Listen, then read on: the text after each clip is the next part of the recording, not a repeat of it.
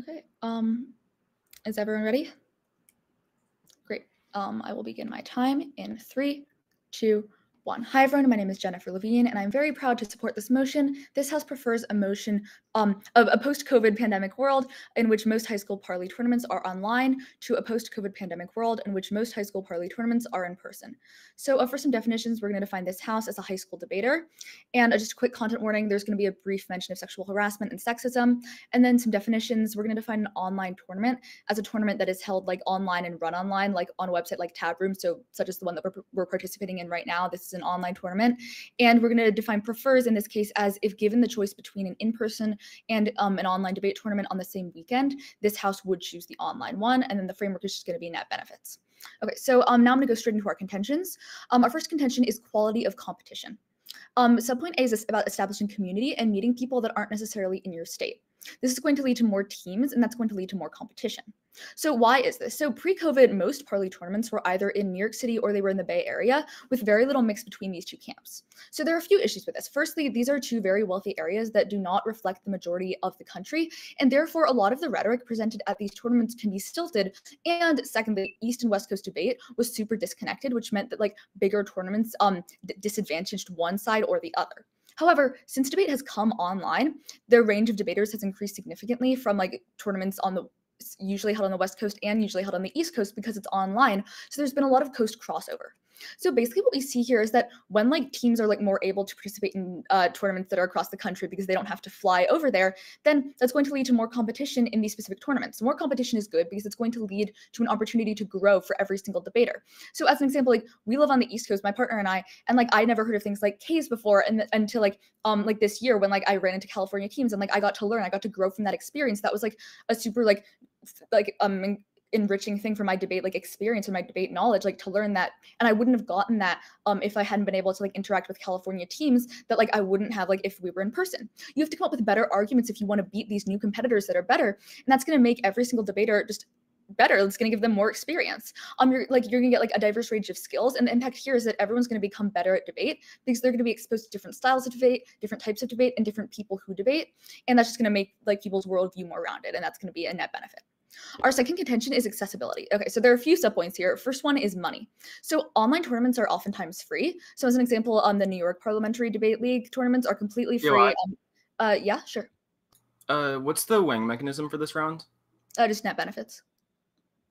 And so like online tournaments are often free and you also don't have to travel, right? So this is a huge benefit for a lot of schools if they're like don't have funding to pay for like a debate team to travel places, for a bus, for hotel money, anything like that. Like a lot of schools just don't have those resources. So it's going to save like a lot of schools like the ability to do that because all you have to do is like get a computer, go to the school where they have Wi-Fi, and you can like hold like a virtual tournament there.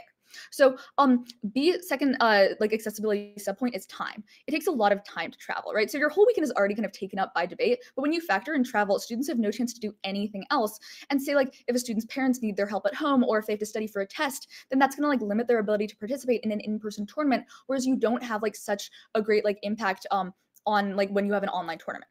Subpoint C is about safety, especially with immunocompromised people or people with immunocompromised family, because a lot of high schoolers, if they have someone who's at risk for COVID, then like even in a post-COVID pandemic world, like even with that, like they still might be a little apprehensive. They might not feel comfortable going to an in-person tournament where like the entire day is just like kids like speaking at each other, right? Like even if like we're like post-pandemic, like absolutely positively, it still like is going to be a fear in people's minds. So it's going to be more safe online and more people will be able to go. Subpoint D is school location. So in a post-COVID world, teams could be in the same school building and still have like that sense of camaraderie. So as an example, our school has done this year. It was super great. It was free for students. It was easy just to commute to school. You could use the school's Wi-Fi. Judges can zoom in wherever they are. And if teams must provide judges, then they won't have to worry about like finding ones like in like the specific place of the tournament. That will also save money. And so for schools not in California or New York, the level of competition and the number of teams you could travel to realistically on a budget is much smaller, right? People who don't have the privilege of living in wealthy areas with schools who do have the resources to run debate tournaments have more access on-site government now because they have access to all these online tournaments as well. Subpoint E and the final subpoint is about how in-person debate tournaments, people are more likely to be judged on things like presentation or physicality, which is bad for minority debaters like women, people of color, and disabled debaters. So when my partner debated in person, I have never done so, but she felt pressured to appear often in a certain way in regards to her outfit or her makeup, whereas online, these things are a lot harder to judge.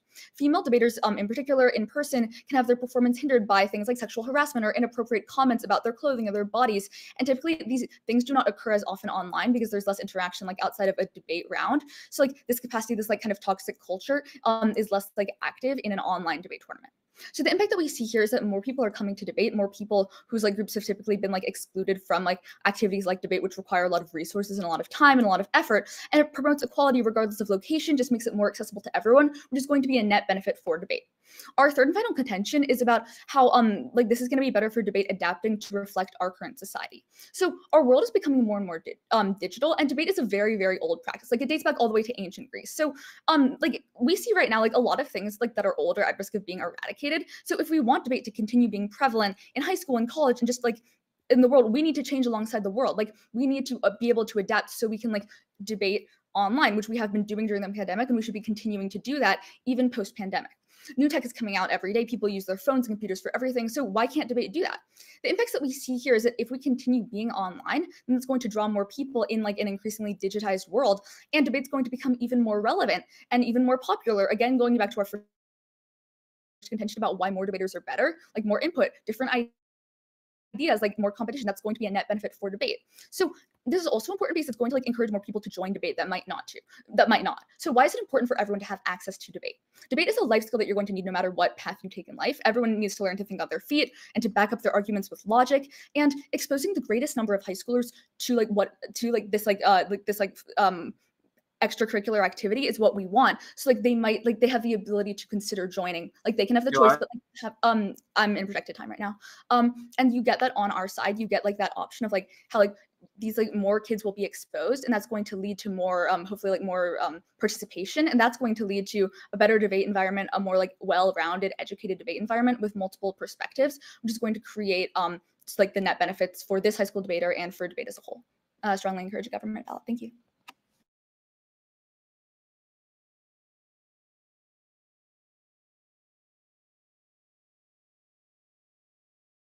Okay, great.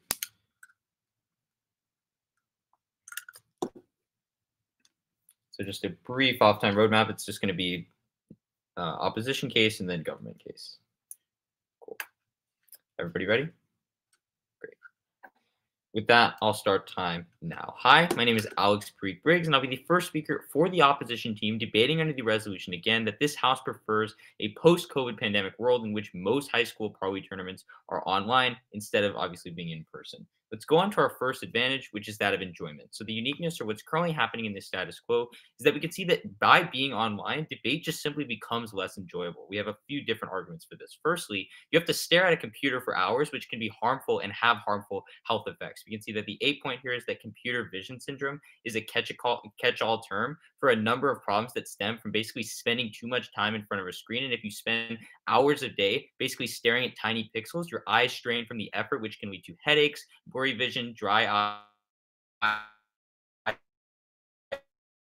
Also see that the B argument here is that screens are also at a constant distance. Basically, what this means is that your eyes are working. Basically, they're not working continually to focus and refocus, which they're designed to do, which also makes it harder. We can also see that the C argument here is that screens also stop you from blinking as much, basically, which means that you're not blinking as much, and obviously your eyes get dried out. The second argument here is that of a social aspect. We can see that when debate is in person, you get to hang out more with your team, which makes tournaments a more enjoyable experience overall. We can see that like one of the most fun parts of debate is exploring a college campus with your friends, something that's literally quite impossible to do online when you're obviously in front of your computer. The third part of uniqueness here is that of constant video calls, which are required from online debate, can lead to Zoom fatigue, and that has several detrimental impacts. We can see that the A argument here is that Zoom fatigue is feeling exhaustion that you experience from a video conference call, and we can see that according to Dr. Brian Wynn, the co-chair of the American Psychological Association, he says that when we're on Zoom, the brain has to work overtime to process information,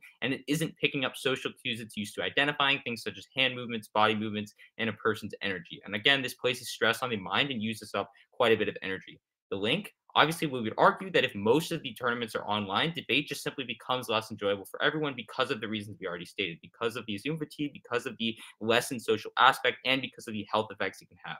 Now, the impacts, we'd say three different things here. We'd say that first is harms mental health, because obviously, first, the impacts of Zoom fatigue include feelings of exhaustion, burnout, anxiety, depression, anger, like concentration difficulties, lack of motivation, frustration, social detachment, etc. We'd say that those things are really bad. Also, debate is already mentally taxing enough. Like having to endure Zoom fatigue makes the experience even more painful. Secondarily, we can look to physical health. So again, constantly staring at screens can have adverse effects on your eyes and a body that and your body in a way that hurts your health. And like in this tournament specifically, we've already spent 7.5 hours on rounds, and we're going to spend even more time.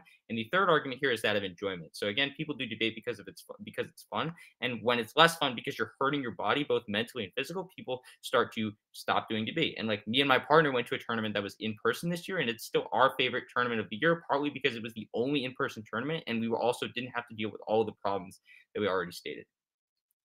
The second argument that we're going to be talking about is that of participation. Uniqueness, or what's currently going on in the status quo, is that we can see that with online debate, participation in debate has actually declined. This is going to be a key argument because it's going to take out a lot of the argument, a lot of the offense that comes off the affirmation side. So specifically, the A argument here is that in the 2019-20 school year, which was basically the last year with fully in-person debate, although the TOC was canceled and a few tournaments in late March were canceled, the rest of the entire year was like in person. There were 611 teams in the NPDL rankings. And this year, 2021 to 2022, there are only 505 teams in the rankings. Secondarily, we can see that the average tournament size has gone down. So I'll give you some empirics now. The Stephen Stewart Invitational, which was a tournament held in Menlo-Atherton, California, had 87 entries in 2019 through 20, but only 58 this year. And a tournament held in the East Coast, the Ivy League Parliamentary Championships, which is held at Columbia University, had 64 participants this year, but 79 in 2019 through 20. So it's pretty clear that this is also true, and it's also a trend just with tournaments at large,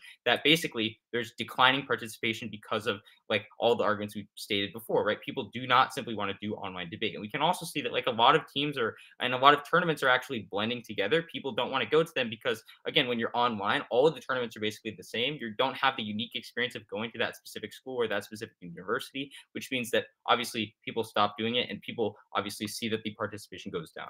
So what happens when you pass the plan is that we stay mostly online, and what happens with that is you see lower participation rates in debate, which turns a lot of the affirmation case when they talk about accessibility and they talk about overall people going to tournaments. Again, lower participation means that you're debating the same team a lot of times, and you lose out on the parity. You also lose out on the educational experience of debating other teams and finding out about the accessible like parts of debate. Again, they talk about Ks. Like if you're only debating the same teams every time, you don't actually learn about this.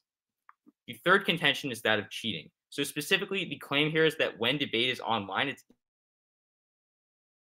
easier for people to cheat. The warrants here specifically, we say a couple different things. Firstly, when debate is in person, people and debaters specifically have to use a pen and paper to flow the round, but when they're online, they can use a computer, which means they can Google sources and also just like look up stuff during the round. The second argument here is that because debaters aren't in prep and aren't basically in a prep room on Zoom, it's easier for them to cheat by consulting an adult or their coach. When they're in person, it's harder, right? Because other debaters can see them. So if they're talking to someone they're not supposed to, that can be corrected. The final argument here is that several tournaments have actually changed their rules to allow for things like no coach prep, because specifically they assume that there'd be no way to stop cheating. This actually supercharges the inequity between schools, because those with lots of coaches can actually do better, and private schools with lots of funding can afford to spend thousands on their debate program, resulting in basically having lots of coaches with prior debating experience who are prepping cases along with the students.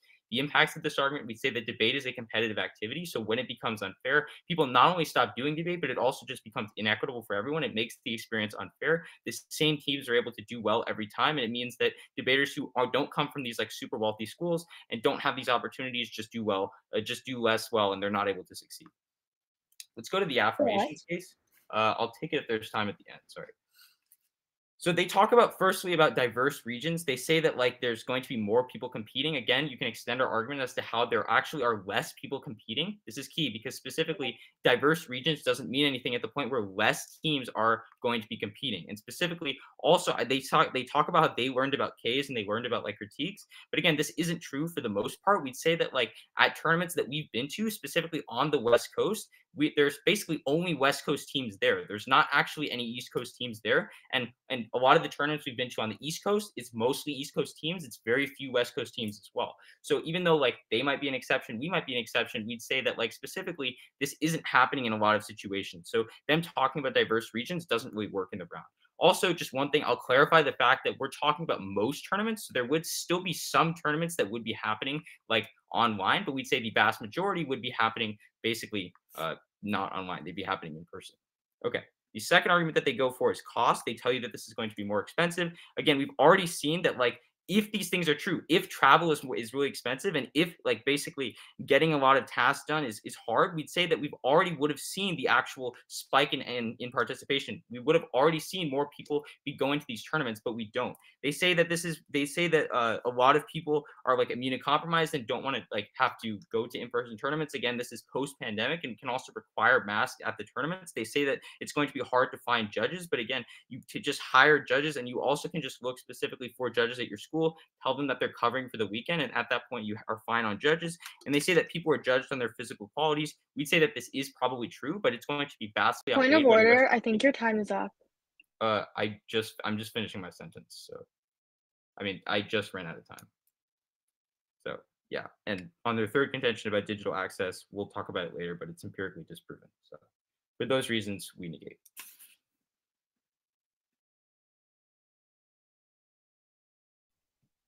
Okay, awesome. I'll begin my time now. Hi, I'm Julia Block. My pronouns are she or hers. Really excited to be a member of Gov. I'm going to be going over op case and I'll finish on Gov. Okay, so the ops first contention is enjoyment. Their first subpoint here is like health harms from spending hours a day on a computer. Our response here is that this is completely non-unique to debate. Most people's like screen time is not made up by like parliamentary debate tournaments. It's made up by 1,000 other things such as like Twitter, TikTok, Facebook, etc. It's very unlikely that if most parliamentary debate tournaments were in person instead of online, it would like significantly improve anyone's like screen time or like would improve mental like physical health in this regard.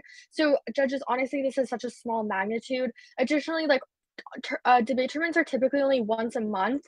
So what you're looking at is like maybe like 8 hours a month where you're like on your computer for Zoom versus like the dozens of other hours you're likely on your computer for other things such as schoolwork or anything else like that. So it really doesn't make that big of a difference.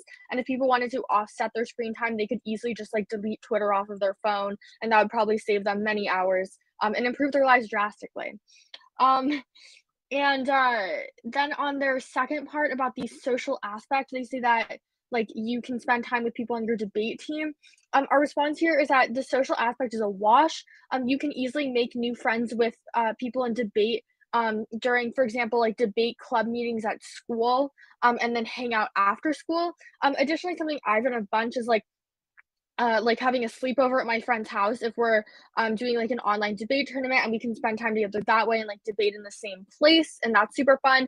Additionally, see our example about how like individual schools could foster like in-person things for a debate tournament. Our school has done this and it was like super successful, and we think this is a really great option if we were to live under the Gov's world that goes completely unresponded to by the opposition, where you still get all of the benefits of having like fun with your team and having that social aspect while still preserving things such as like access and affordability.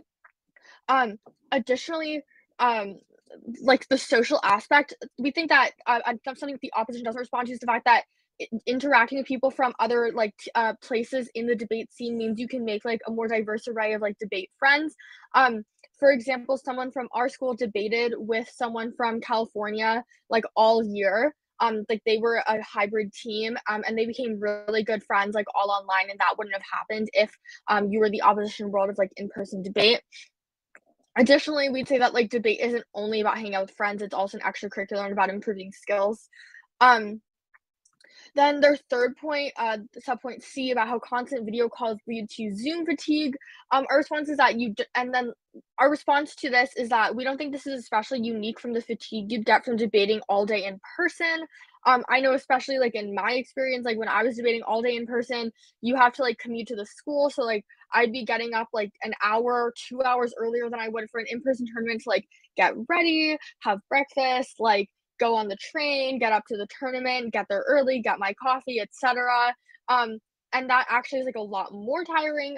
Additionally, just like commuting itself, like you can sleep in when you do debate. And being in person means you have to be like socially on the entire tournament, right? Like you're interacting with people all day. That can like really drain your social battery versus between Zoom rounds, you can like turn your thing, you can turn your computer off, like you can go on a walk, you can have sort of like more, there's much more time to decompress. So we'd say that this fatigue point is also a wash and like is not at all unique to like online debate. And also we think that this comparative is like spending time online versus not getting to go at all. For example, like with TOC, it's like a comparative for a lot of people would be like, sure, like you spending a bunch of hours over the weekend online on your computer or not getting to go at all because TOC is already exorbitantly expensive without like travel fees, etc. And we think that we all prefer like as many people getting to go as possible versus like people being a bit tired from looking at their computer all day. On their second contention about participation, they say that in the status quo, participation debate has declined online so far. We think that this is like dependent on league. I know, for example, in the MIPDL, like I'm on the MIPDL board, and our participation has actually absolutely spiked this year. And last year, like we have way more people than we would usually have. I remember like when we had in-person tournaments, it was always like it was hosted at either at one of like 3 schools, and it was like 5 schools total that competed in the league. And tournaments would typically have like 20 to 30 teams. This year, like last year, we've had tournaments that are easily like 60, 70, 80 teams from all over the country. Additionally, they gave 2 statistics. They said that the 2019 to 2020 TOC like number of teams ranked versus this year. But what they're not telling you is that in 2020 to 2021, which was exclusively online, 733 teams were ranked, which is far greater than the 2019 to 2020 number. Additionally, like this year isn't done yet, and they haven't calculated some points. Like I know I have like a couple of freshmen on my team who only just started debating like second semester, and so like don't have any points yet, because they've only been to like 2 tournaments, and it hasn't been calculated. And typically like there is like a backwash, so we'd say that like the statistics for this year probably aren't accurate yet because they calculate like a lot of stuff later on in like June and July, and a lot of people are added that like they might have forgot. So actually like what you'll see is participation has gone up. And so this their point is untrue. But even if you buy that participation has gone down slightly, we're going to tell you why it's still actually better for participation to be slightly lower online than to only have in person. And that is because of a range of perspectives, right? It's not only the amount of people, it's like the range of perspectives you're getting. They say that when it's if it's mostly online and lower participation rates in debate, means that you just debate the same teams over and over. But we actually think that this has lower probability in Gov World than in Op World, because the probability of hitting the same teams every tournament is only really a problem when it's such a small pool. Versus if you're debating like in person, it's the same people from the same area from the same schools, right? If you're debating in a tournament that has like 40 people online versus like 50 people in person, it's really not going to make a difference because like the way that tab works, like you're not going to hit like the same team every single tournament. Like there are very few teams that I've hit again and again and again. However, when we were in person and the tournaments were like 20 to 30 people and it was all people from like the same 5 schools, there were a bunch of people that I would debate at like every tournament. Thirdly, their point about cheating, they say that when debate is online, it's easier for people to cheat. Our response is that where side ops solvency, they conceded that the status quo also wasn't great for accessibility, and they just say that online debate is also bad, but at least online, even if richer teams have more resources to cheat, lower income schools at least can go to tournaments, right? And we also think that like things like cheating are pretty easy to catch. Like most people aren't very good at it. Like at our last tournament, this team fully like read out, it was a team that it was a tournament that did not allow internet prep for context. A team fully read out a statistic, and it was like very obvious that they did not just come up with that by themselves, and the claim was able to be adjudicated. We think cheating is also like happens in person all the time because it's like prep is not monitored and you still have things like your computer and your phone. And we think that on comparative, it is more fair that low income schools and low income students and people from underrepresented backgrounds can come to debate tournaments. And that will improve debate much more on net and has bigger impact. So for all these reasons, I strongly urge a government ballot. Thanks so much. Okay, give me 1 second.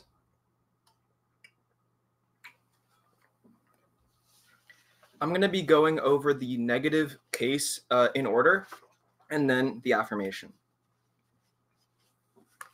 All right. Is anyone not ready? Time starts now. I'm going to be responding to my opponent's responses to our first disadvantage about enjoyment. So we argue that online debate is fundamentally less enjoyable than in-person debate.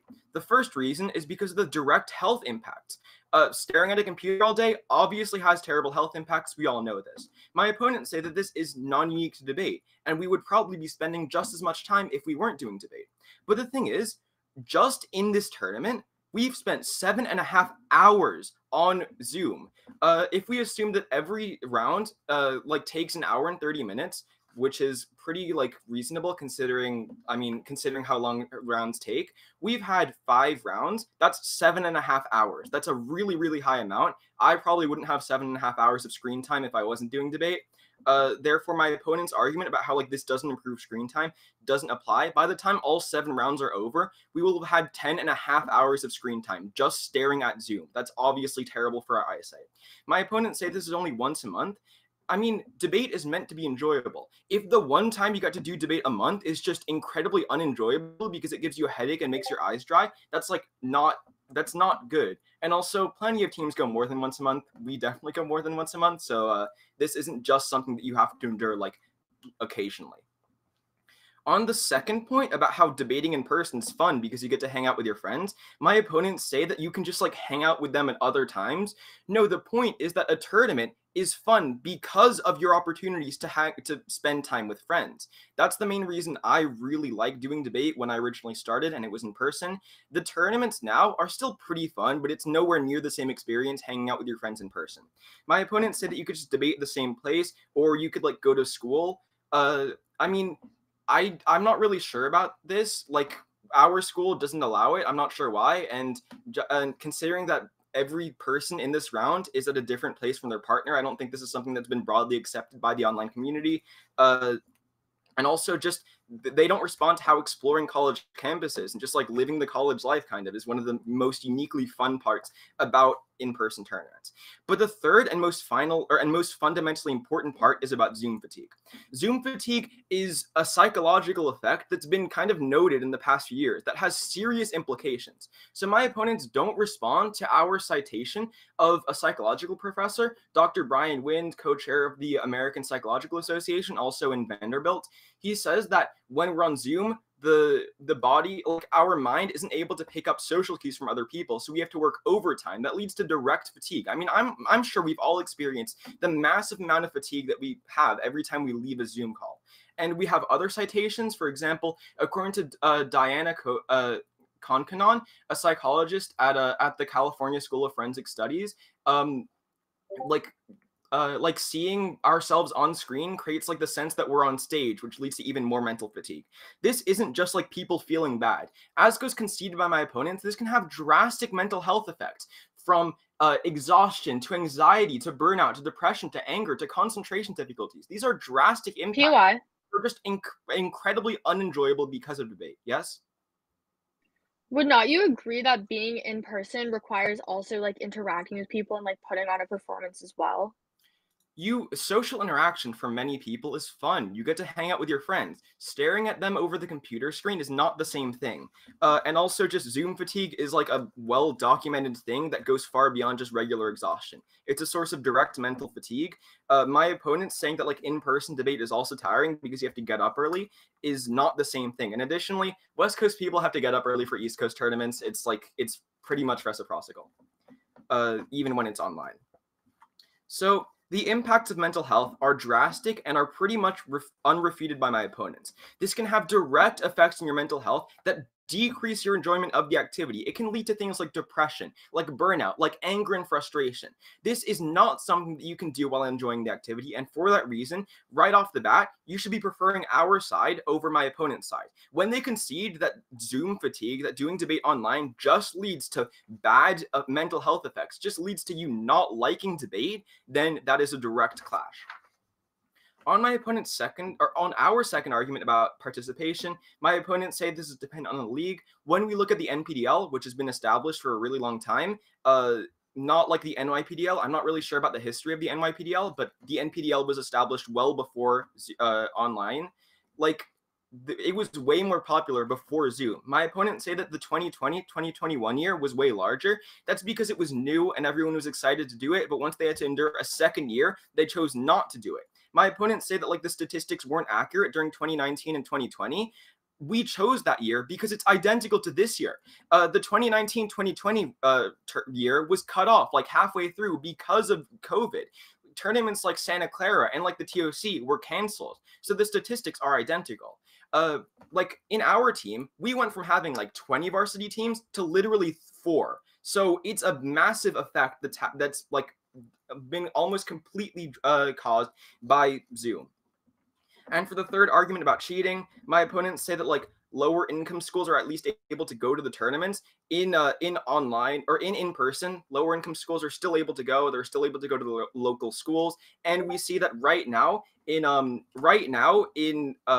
debate, the teams that are dominating are the ones who are private schools who have rich programs with like 5 different coaches. Look at how schools like Nueva are dominating this year, whereas more public schools with fewer resources aren't doing as well. Therefore, this argument about lower income schools just doesn't really make any sense. My opponents say that cheating is easy to catch. They give one example from a tournament where where internet prep isn't allowed, but when internet prep is allowed, cheating is really hard to catch, to the point where tournaments literally altered their rules because they assumed people were going to cheat. Therefore, the impact of cheating is drastic and vastly outweighs a lot of what my opponents say.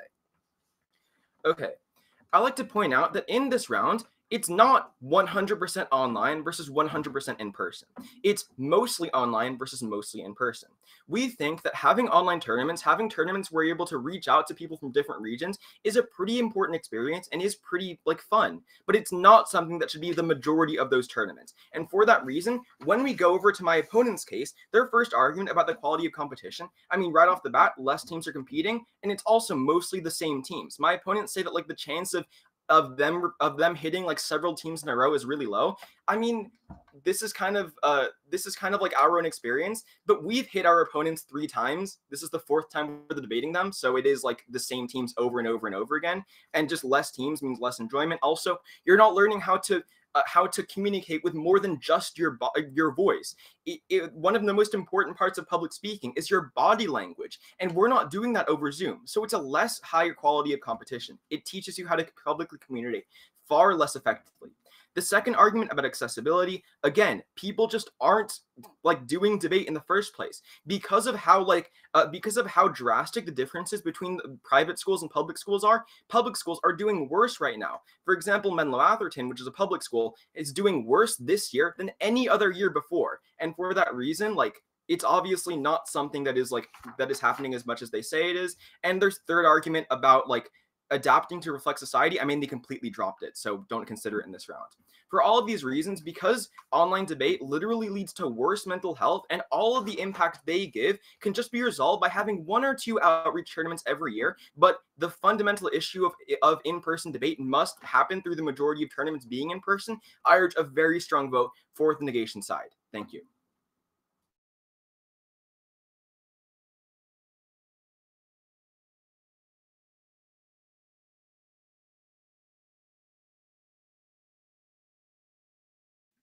Okay. So just as a quick order, it's going to be going through the neg contentions. I'll be weighing those, and then if there's any time left, I'll be talking a little bit about the affirmations case. Is everybody ready? Great. With that, I'll start time now. The reason that you're going to be voting for the opposition in today's round is because we're fundamentally able to outweigh a lot of the arguments that the affirmation tries to go for. And it's pretty clear that given that accessibility has not increased, given that enjoyment has actually gone down, you're going to be voting for the opposition. Let's specifically talk about the first argument about enjoyment. So I think it's pretty clear that the government makes quite a few concessions on this argument, right? They concede the fact that we've already spent 7.5 hours on the screen at this tournament, and we're going to be spending 10.5 hours, assuming none of us break to elimination rounds. And that means that ultimately we're going to have a lot of the effects of Zoom fatigue. We're going to have a lot of the effects of eye strain that we've already talked about. Those 2 things are really bad because, as we've already talked about, those types of things can have effects on your eyes in ways that actually harm your health. Also, Zoom fatigue leads to things such as, again, burnout, anxiety, depression, anger, concentration difficulties, we'd say that these are the most impactful arguments in the round. They might try to tell you that this happens with regular fatigue, such as like going to an in-person tournament, but this simply isn't true. This is unique to the experience that you have online when you have to stare at the computer the entire time instead of actually being able to talk to people. So we'd say that the impacts here are pretty key. We'd say that mental health, like specifically, goes down because people are mentally taxed through doing this process. And again, they have those impacts of burnout, anxiety, depression, anger. Again, those things are really drastic. And physical health is also extremely harmful because it can harm your eyes. And also just look to the argument about enjoyment because, again, if people don't even enjoy debate as much, there's no reason why they're going to do debate in the future, right? That's why we've seen some of the participation decrease because people aren't enjoying debate anymore. They're simply seeing it as having to go to an online tournament where all of the tournaments sort of blend into one another, and therefore it simply isn't enjoyable for people anymore. We'd say that this is the most impactful, and we'd say that when you look to weighing in the round, these are the most impactful arguments that should be considered above the affirmations case. Why? A, they're high probability. You should be preferring impacts that are very likely to happen over those that are simply like large but aren't likely to happen. But also because it's pretty clear that enjoyment will ruin the activity. When we talk about an issue in today's round, right, the actual issue, when we fiat that something is going to happen, it doesn't actually happen. All we get from this round is simply talking about the debate and having a discussion. But actually being able to create a policy and actually being able to lead to less people do, and actually being able to create a situation where more people do debate is what actually keeps the activity alive and thriving. So we'd say that that's one of the most impactful arguments you should care about. Also on participation, like they tell you that the NYPDL has seen more participation, but that's just one league. You have to look to overall how the participation has actually gone down. They try to tell you that in 2020, 2021, the participation went up. But again, we're looking at that was the first year after Zoom had started, right? That was the first year that Zoom debate had begun. Now people are recognizing that they don't like Zoom debate. They don't like doing it. And as a result, nobody is doing it and less people are continuing to do debate. And as a result, we'd say that you should move back to in person, at least a majority of the time, so that we're able to preserve participation. And that's also a key impact because it turns a lot of the affirmations case about diverse region and accessibility. And also on cheating, cheating is also a huge impact in today's round because if debate is unfair, like if it literally just doesn't work, then ultimately debate is destroyed. Again, it becomes an activity that isn't actually effective and it becomes an activity that isn't actually based on merit. We'd say that that's a really bad thing because it's also going to lead to people leaving debate and that could also potentially collapse the activity. We'd say that collapsing debate should be the number one thing that you should care about in today's round because ultimately that's going to mean that this entire activity goes away even more than something that isn't going to, even more than anything they say, because that's something that comes before fiat. Okay. On the and you can also just expect participation to go down overall in the future. On the affirmations case, I think it's pretty clear they don't extend anything in the second government speech. It's pretty clear that diverse regions doesn't work fundamentally because, again, people are not going to these tournaments. Like people on the West Coast are sticking to West Coast and people on the East Coast are sticking to East Coast. On cost, like it's pretty clear that they would have already seen the effects of this if it were to be true. Like we would have already seen more people going to these tournaments. And on digital access, this isn't leading to more accessibility because less people are going to the tournaments. You should be voting for the negative because not only are we better just in terms of keeping debate alive, but also make people's mental health and actually enjoy and make people have and be able to live better lives. Sorry. Thank you. Okay. So I'm just gonna go through our case and then weigh. Okay. So I'll start my time in 3, 2, 1. So I just want to remind the judges of our framework, which is net benefits for everyone, not just like some high school students. And I feel like the op side is kind of like approaching this like contention from like the perspective of people who like already do debate and like have like experienced both in person and online. We're talking about like the general like high school population, some people who have never even had the opportunity to consider debate as an option for them and why this is better for them.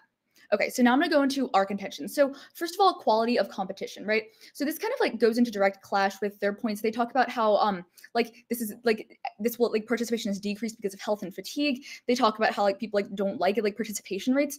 Again, like so they also like approach this from like a perspective where like they've experienced this before, whereas a lot of teams, a lot of schools that like haven't had any opportunity to debate have gotten it through this, right? So like again, like they completely ignore that like in their world some people just like won't get to debate, right? Like so like if you think about this from the perspective of a debater like in a state like Louisiana or Kansas, like without like online tournaments, they literally would not be able to debate and participate in an activity they love, right? We want to acknowledge that both our teams are from areas with robust in-person programs and a critical mass of people, but that's not the case for a lot of debaters, right? Like they're claiming that like no one does debate because participation is like 50 teams lower in April than last year has marginal impacts, right? Like compared to the lack of geographic and class diversity, like before online like tournaments were an option.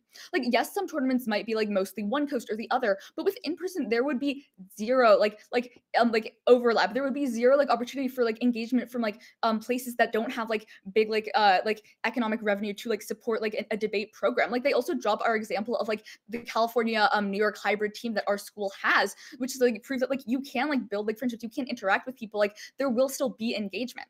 Then on our second contention, we talk about accessibility. So there are a few things that we want to talk about for this. The first one being about health and fatigue. So these kind of go in direct clash. So they basically say that like because debate like online like causes like fatigue and like all of these like health issues, like it's not actually going to be like a net benefit and it's not going to be more accessible because people won't want to do it. But they're kind of trying to blow this out of proportion. Like judges, online debate instead of in person is not going to lead to like long lasting like health issues. Like yes, you're going to feel like a little bored at times. Like yes, you'll like have like dry eyes. Like we're not going to like refute like say like outwardly deny any of like the things that they've said, but like a lot, like I think like what they aren't acknowledging is that like a lot of these issues like are even more present in in-person tournaments. Again, like as a female debater, being a woman in often male-dominated physical spaces, being judged for appearance, having to wear uncomfortable clothing to present like acceptably, that is much more exhausting. Like a lot of the time, like debate handles tricky topics that are really uncomfortable. There have been times when I felt like threatened or offended by the things that like my opponents have said in a round to me, and like I would not feel comfortable being in person in the same room with them. Like that's not something I would feel safe doing. Like maybe like it would be more enjoyable like if you're with your friends, but like for the general population that like will feel like threatened by like some of the people in like debate tournaments, like that's not going to be a net benefit for them. Like we don't have to just consider like who you'll like spending time with, but who you don't want to spend time with for your own safety. And that's something that like the op side is just like completely disregarding.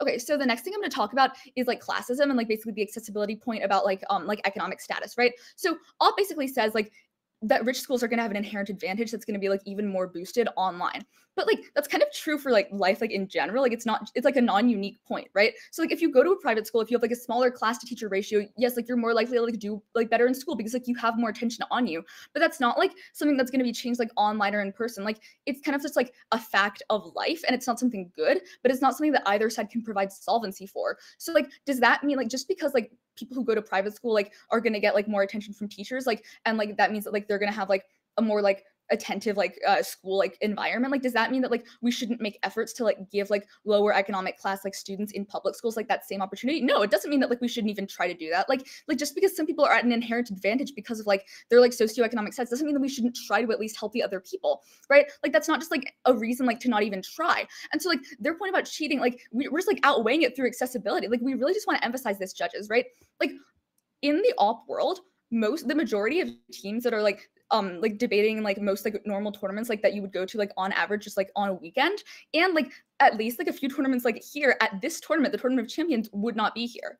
They would not be here because they wouldn't have the money to go, they wouldn't have had the opportunity to accrue enough points to go, and they wouldn't have had the experience enough to like be able to know that this was even an option for them. Like a lot of like debate is such an incredibly like exclusive space, and like opening it to online, making it free, like having no travel costs, that has made it so much more accessible, and that's gonna like pretty much outweigh anything else because we want net benefits, right? Like this is for like the majority of people who haven't debated. That means that like when we're looking at net benefits on our side, you get like the majority of American high school students exposed to debate in the first place, not just like their like experience being improved or like disproved. And like for all those reasons, I strongly encourage a government ballot. Thank you.